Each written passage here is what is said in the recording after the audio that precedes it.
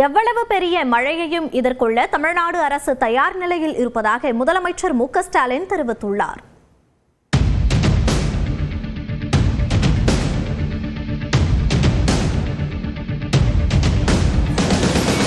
வடகிழக்கு பருவமழை தொடங்கிய நிலையில் சென்னை எழிலகத்தில் உள்ள மாநில அவசர கால செயல்பாட்டு மையத்தை முதலமைச்சர் ஸ்டாலின் ஆய்வு செய்தார்.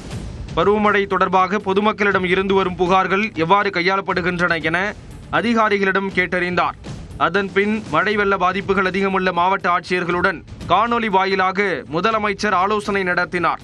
பின்னர் செய்தியாளர்களை சந்தித்த முதலமைச்சர் ஸ்டாலின் வடகிழக்கு பருவமழை தொடங்கிய போதும் எந்தவித அபாயமும் இதுவரை இல்லை என்றார். தேனி, தென்காசி, ராமநாதபுரம் கொஞ்சம் அதிகமாக பெஞ்சிருக்கு. அங்கெல்லாம் எந்த விதமான அபாயமோ எந்த விதமான ரிஸ்கோ இது வரைக்கும் இல்லை. நல்லபடியாக போயிட்டு இருக்கு. ஒன்றும் பிரச்சனை இல்லை. 22 தான் அதிகமாக மழை பெய்யும், புயல் வரக்கூடிய வாய்ப்பு இருக்குன்னு சொல்லியிருக்கிறாங்க. அதனால முன்னெச்சரிக்கை எடுத்திருக்கிறோம். அவங்களை அப்புறப்படுத்துறதோ, கடலோரம் இருக்கிறவங்க, ஆற்றோரம் இருக்கிறவங்க அப்புறப்படுத்துறது தான் இது வரைக்கும் ஒன்றும் இல்லை. இது வரைக்கும் இல்லை. ஏறக்குறைய 2-3 மாத காலமாகவே இதற்கான முன்னெச்சரிக்கை எடுத்திருக்கிறோம். தொடர்ந்து எடுத்துக்கிட்டு இருக்கிறோம்.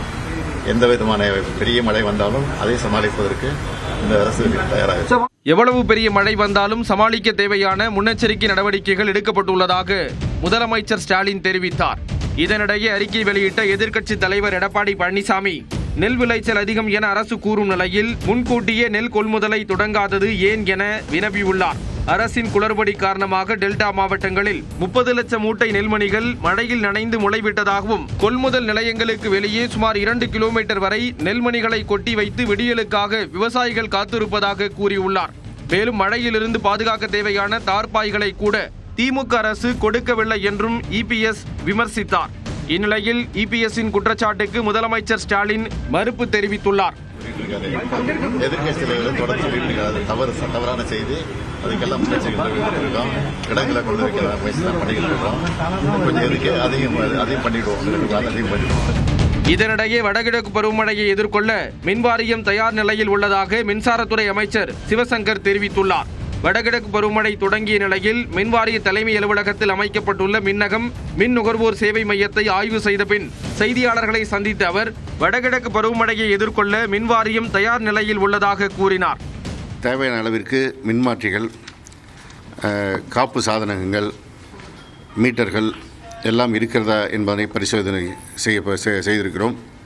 அதேபோல் மின்வாரிய தலைமையகத்தில் மின்னகத்தில் எவ்வளவு குறைகள் வருகின்றன, அதற்கான நடவடிக்கைகள் எப்படி எடுக்கப்படுகிறது என்பது குறித்தும் ஆய்வு மேற்கொண்டோம்.